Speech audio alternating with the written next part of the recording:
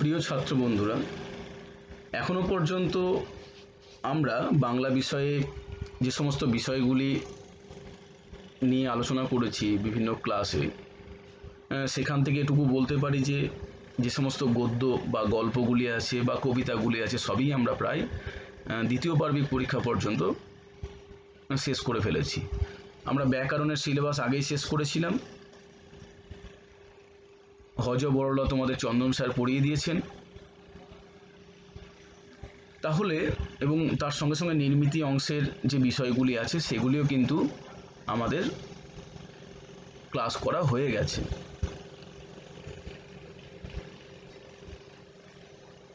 মহারাজের নির্দেশ মতো তোমাদের ব্লগে যে 6টি প্রশ্ন সেট দেওয়া হয়েছে বাংলা বিষয়ে, সেই 6টি প্রশ্ন সেট নিয়ে আমাদেরকে আলোচনা করতে হবে এবং সেখান থেকে যে সমস্ত প্রশ্নগুলি নিয়ে তোমাদের সমস্যা হচ্ছে সেগুলি নিয়ে আলোচনা করতে হবে। আমি প্রথমত বলে রাখি, আমি তোমাদের সমস্ত প্রশ্ন নিয়েই আলোচনা করব, যার ফলে তোমাদের আর আলাদা করে জানানোর প্রয়োজন নেই যে কোন কোন প্রশ্নগুলি নিয়ে তোমাদের সমস্যা আছে। আমরা প্রথম সেটের প্রশ্ন উত্তর প্রত্যেকেই পেয়ে গেছি, ব্লগে দেওয়া হয়ে গেছে, যার ফলে প্রথম সেটের প্রশ্ন নিয়ে আমরা আর আলোচনায় যাব না। তোমরা প্রত্যেকেই প্রথম সেটের প্রশ্ন উত্তর লিখে ফেলেছো এবং তার সঙ্গে সঙ্গে তোমাদেরকে একটা মডেল উত্তরও মহারাজ ব্লগে দিয়ে দিয়েছেন, যার ফলে সেই অংশটি নিয়ে আমরা আলোচনা করব না। যদি তোমাদের কিছু বুঝতে অসুবিধে হয় বা অসুবিধা থেকে থাকে, সেক্ষেত্রে তোমরা কমেন্টে প্রশ্নগুলো তুলে ধরবে, আমি সেক্ষেত্রে পরবর্তীতে আলোচনা করব। আজকে আমরা শুরু করব তোমাদের যে দ্বিতীয় সেট আছে সেটি নিয়ে, এবং দ্বিতীয় সেটের মূলত কবিতা থেকে যে প্রশ্নগুলি আছে সেই প্রশ্নগুলি নিয়েই আমরা আজকের ক্লাসে আলোচনা করব। আলোচনা করার আগে বলে রাখি, তোমরা দেখবে যে এই 6টি সেটে যে সমস্ত প্রশ্নগুলি আছে কবিতা থেকে বা গল্প থেকে বা নির্মিতি অংশ থেকে বা ব্যাকরণ অংশ থেকে, আমরা কিন্তু এই সমস্ত বিষয়টাই কিন্তু আগে ক্লাসগুলোতে পড়িয়ে দিয়েছি।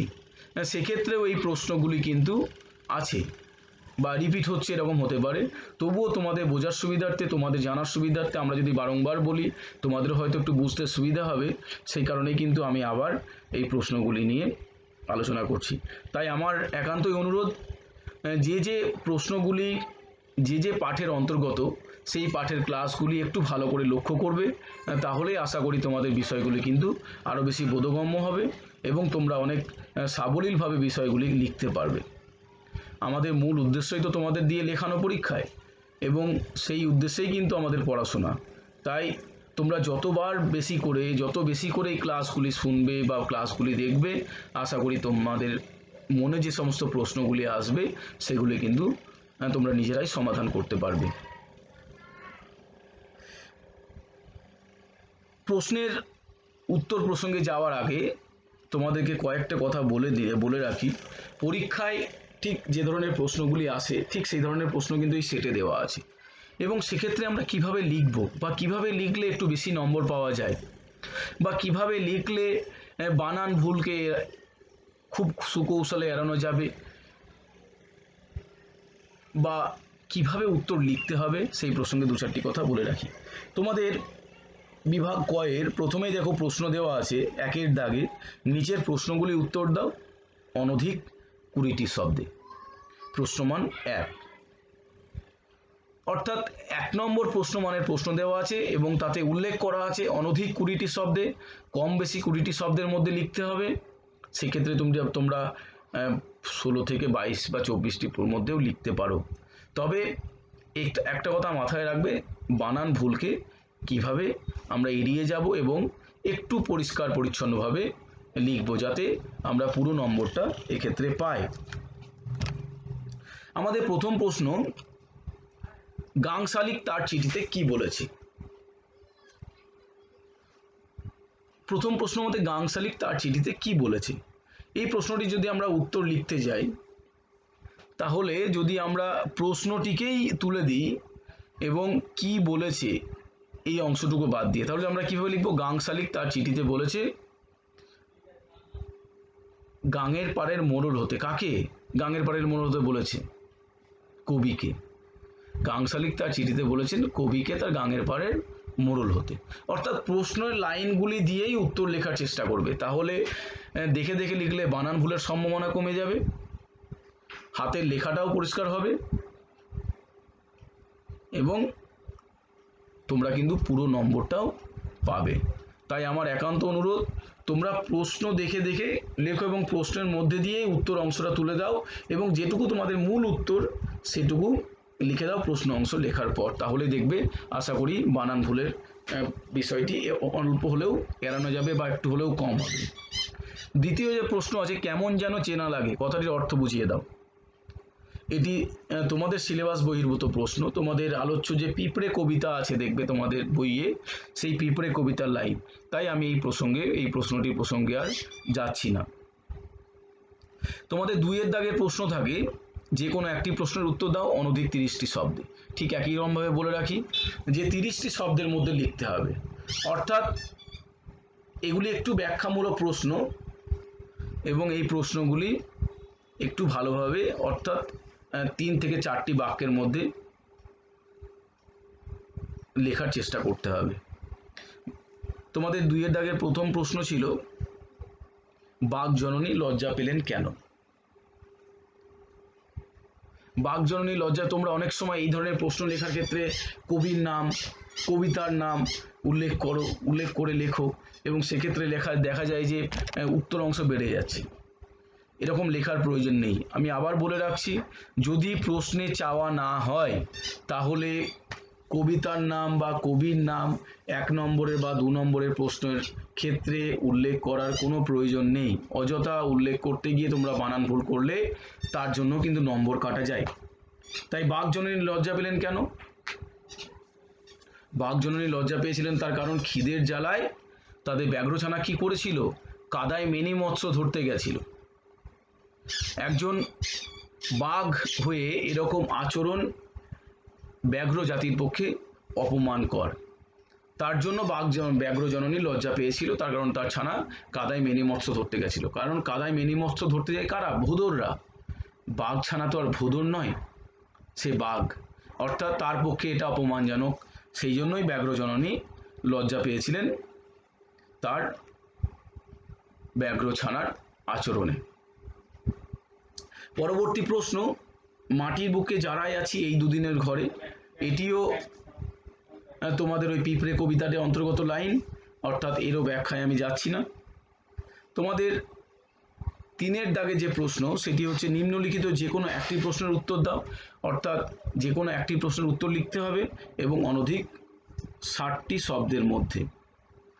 এক্ষেত্রে বলে রাখি, তোমরা শব্দ সংখ্যা 50 থেকে 60-এর মধ্যে লিখলেই হবে।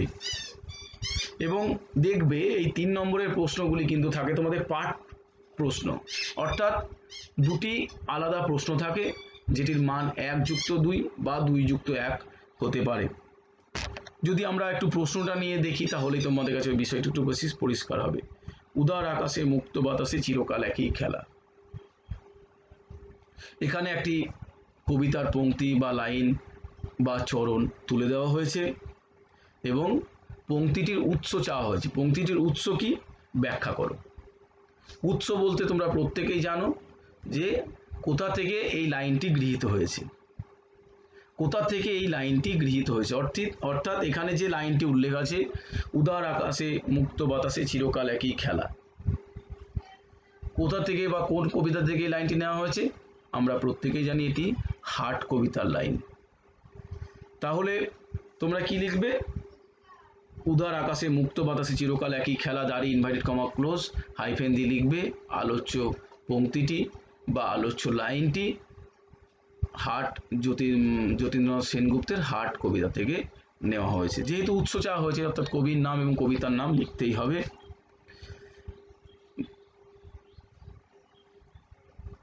ব্যাখ্যা করো। এবার ব্যাখ্যা করো বলতে এই লাইনটির তোমাদেরকে ব্যাখ্যা করতে হবে। যেহেতু প্রশ্নমান 2 আছে, অর্থাৎ প্রশ্নমান 2-এর জন্য আমরা কি বলেছিলাম? 30টি শব্দ লিখব। এবার সেক্ষেত্রে উদার আকাশে মুক্ত বাতাসে চিরকাল একই খেলা বলতে কবি কি বুঝিয়েছেন? কবি বুঝিয়েছেন যে হাটের মতোই পৃথিবীর বুকে মানুষ আসে এবং যায়। হাটে যেমন চেনা অচেনা মানুষের ভিড় হয়, তেমনই মানুষের ভিড় হয় এই পৃথিবীর বুকে। পৃথিবীর ওপর প্রতিনিয়তই জীবন নাট্যের খেলা চলছে। একজন মানুষ অনেকগুলি বছর এই পৃথিবীর বুকে কাটিয়ে বিদায় নেন পৃথিবী ছেড়ে, আবার নতুন মানব শিশু তার জায়গা নিয়ে নেয়। একেই চিরকালের খেলা বলে কবি উল্লেখ করেছেন। অর্থাৎ হাটের প্রকৃতির সঙ্গে মানুষের জীবন প্রকৃতির যে মূল সাদৃশ্য আলোচ্য কবিতার মধ্যে দিয়ে এভাবেই কবি যতীন্দ্রনাথ সেনগুপ্ত এই হাট কবিতায় আলোচ্য পংক্তির মধ্যে দিয়ে তুলে ধরেছেন। এভাবেই ব্যাখ্যা করতে হবে এই লাইনটির। তোমাদের পরবর্তী প্রশ্ন ছিল 3.2 দাগের বলে এলাম আমি আবার আসব, পংক্তিটির রচয়িতাকে। এর মধ্যে দিয়ে কবির কোন মনোভাব প্রকাশ পেয়েছে? আমরা প্রত্যেকেই জানি এটি কোন কবিতার লাইন? এটি ঘাসফড়িং কবিতার লাইন, এবং ঘাসফড়িং কবিতার কবিকে? কবি অরুণ মিত্র। তাহলে ঠিক উত্তরটি এরকমভাবে লিখতে হবে, বলে এলাম আমি আবার আসবো, ইনভার্টেড কমা ক্লোজ হাইফেন দিয়ে পংক্তিটির রচয়িতা হলেন কবি অরুণ মিত্র। এর মধ্যে দিয়ে কোন মনোভাব প্রকাশ পেয়েছে? আলোচ্য পংক্তির মধ্যে দিয়ে কবি যখন মাতৃভূমিকে ছেড়ে চলে যাচ্ছিলেন, ঠিক সেই সময়ে তার সঙ্গে সখ্যতা হয়েছিল তার এক পরম আত্মিক বন্ধু ঘাসফড়িংয়ের। সবুজ পাতার ওপর ঘাসফড়িং তাকে অনেক খেলা দেখিয়েছিল, এবং এই যে সবুজ বিষয়গুলি কবি মনকে আকৃষ্ট করেছিল, এবং প্রকৃতির এই যে সবুজের যে সমাহার সেগুলি কবির মনে গভীরভাবে দাগ কেটেছিল, এবং তার প্রিয় বন্ধু ঘাসফড়িংটির সঙ্গে আত্মীয়তা বা আত্মিক সম্পর্কে জড়িয়ে গেছিল। এবং যখন তাকে তার কাজে চলে যেতে হবে তখন সে তার বন্ধুকে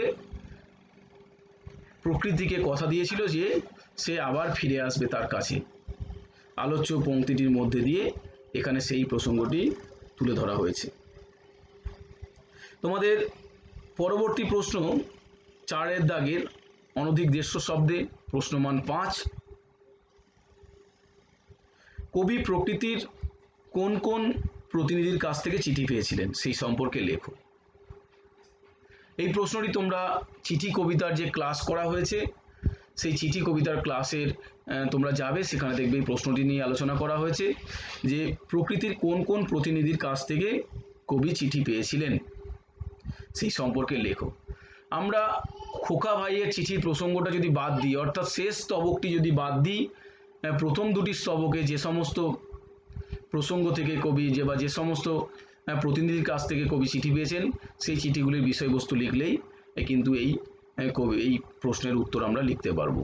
আমরা প্রথমে দেখব কবি চিঠি পেয়েছিলেন লাল মোরগের কাছ থেকে, তারপর কবি চিঠি পেয়েছেন গাং শালিকের কাছ থেকে, তারপর কবি চিঠি পেয়েছেন বাবুই পাখির কাছ থেকে, তারপর কবি চিঠি পেয়েছেন কোড়াকুড়ির কাছ থেকে। এইভাবে যে প্রকৃতির বিভিন্ন প্রতিনিধির কাছ থেকে কবি চিঠি পেয়েছেন তাদের চিঠিগুলির বিষয়গুলি তোমরা যদি একটু বর্ণনা করো তাহলেই কিন্তু তোমরা এই প্রশ্নের উত্তর গুছিয়ে লিখতে পারবে, বা এই চিঠিগুলির প্রসঙ্গ লিখলেই বা প্রথম দুটি স্তবকের বিষয়বস্তু লিখলেই কিন্তু প্রকৃতির বিভিন্ন প্রতিনিধির কাছ থেকে চিঠি পেয়েছেন তার উত্তর কিন্তু লেখা হয়ে যাবে। আমি তার জন্য তোমাদের আবার বলছি, চিঠি কবিতার ক্লাসগুলি একটু ভালো করে লক্ষ্য করলেই তোমরা কিন্তু এই প্রশ্নের উত্তর আরও ভালোভাবে লিখতে পারবে বা বুঝতে পারবে। আমাদের পরবর্তী প্রশ্ন, অর্থাৎ আজকের ক্লাসের শেষ প্রশ্ন দ্বিতীয় সেটের কবিতার অংশ থেকে, সেটি হচ্ছে হাট কবিতায় প্রকৃতির ছবি কিরূপ অসীম মমতায় আঁকা হয়েছে তা আলোচনা করো। আমরা হাট কবিতার থেকে 4টি ক্লাসে আলোচনা করেছি, এবং সেখানে আমরা কবিতার প্রথমেই যখন আলোচনা করেছিলাম কবিতার বিষয়বস্তু, তখনই আমরা আলোচনা করেছি যে প্রকৃতির বিভিন্ন বিষয়গুলিকে কবি কিভাবে হাট কবিতার মধ্যে দিয়ে ফুটিয়ে তুলেছেন। একটু যদি আমরা এই বিষয়টিকে আলোচনা করতে যাই তাহলে ঠিক এরকমভাবে বলবো যে কবি যতীন্দ্রনাথ সেনগুপ্ত রচিত হাট কবিতায় গ্রামীণ প্রকৃতির নিটল ছবি প্রকাশিত হয়েছে। কিভাবে গ্রামীণ প্রকৃতির নিটল ছবি প্রকাশিত হয়েছে সেটা যদি আমরা হাট কবিতার বিষয়বস্তুর দিকে একটু লক্ষ্য করি তাহলে কিন্তু বুঝতে পারবো। দূরে দূরে 10-12খানি গ্রাম আছে, সেগুলির মাঝখানে গ্রামের হাট বসে। সকালে এখানে কেউ ঝাঁট দেয় না, সন্ধ্যাতেও এখানে কেউ প্রদীপ জ্বালায় না। বেচাকেনা সেরে লোকে বিকেলে বাড়ি ফিরে যায়। সূর্য ডোবে, সূর্য ডোবার আগে পশ্চিমে ঢলে পড়া সূর্যের আলো পূবের মাঠে ছড়িয়ে পড়ে। কিন্তু সূর্য যখন অদৃশ্য হয় তখন আর সূর্যের আলো পড়ে না, তা আকাশের ওপরে উড়ে বেড়ানো বকের পাখায় ক্ষীণভাবে পড়ে চকচক করে। সূর্য যখন সম্পূর্ণ ওপারে চলে যায় তখন আর বকের পিঠেও আলো পড়ে না, মনে হয় বকের পাখাতেই সূর্যের শেষ আলো লুকিয়ে গেল। অন্ধকার নামলো, দূরে দূরে গ্রামে প্রদীপ জ্বলে উঠল, কিন্তু হাটে কেউ প্রদীপ জ্বালে না, অন্ধকারেই পড়ে থাকে হাট। দূরের আকাশে শ্রেণীহারা ক্লান্ত একা কাকের পাখায় রাত্রির অন্ধকার গাঢ় হয়। নদীর পাড়ে পাকুড় গাছের শাখায় নদীর বাতাস প্রশ্বাস ছাড়ে। হাটের দোচালার চোখে ঘুম নামে, তার জন্য কারো কোনো আবাহন নেই। জীর্ণ বাঁশের ফাঁকে বাতাস বয়ে গেলে তার সুর যেন হাটকেই বিদ্রূপের বাঁশি শুনিয়ে যায়। সম্পূর্ণ নির্জন হাটের বুকে একটি কাকের শব্দেই যেন অন্ধকার গভীরতর হয়। প্রকৃতির বুকে নিত্য নিয়ত মুক্ত বাতাস বয়ে চলে। পরের দিন আবার হাট বসে, আবার হাট ভাঙে। নিত্য নতুন করে হাট বসে আর ভাঙে। নিত্য আসে হাটের ক্রেতা বিক্রেতা, এইভাবে চলে আসছে সুদূর অতীত থেকে, আবার আগামী অনন্ত কালব্যাপী চলতেই থাকবে। হাট নামক এই মহাবিশ্বে যতদিন বাতাস বয়ে চলবে ততদিন মানুষ আসবে আর যাবে, এটাই প্রকৃতির চিরন্তন খেলা। এমনই প্রকৃতির চিত্র অসীম মমতায় কবি প্রকাশ করেছেন আলোচ্য হাট কবিতার মধ্যে দিয়ে। তাহলে আমরা দ্বিতীয় সেটের যে কবিতা অংশ থেকে যে সমস্ত প্রশ্নগুলি আছে সেগুলি নিয়ে আলোচনা করলাম।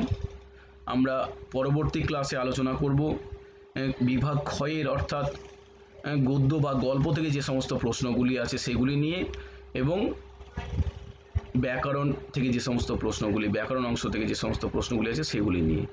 আজকের ক্লাস আমরা এখানেই শেষ করছি। ঠাকুরের কাছে সবার সুস্থতা কামনা করি।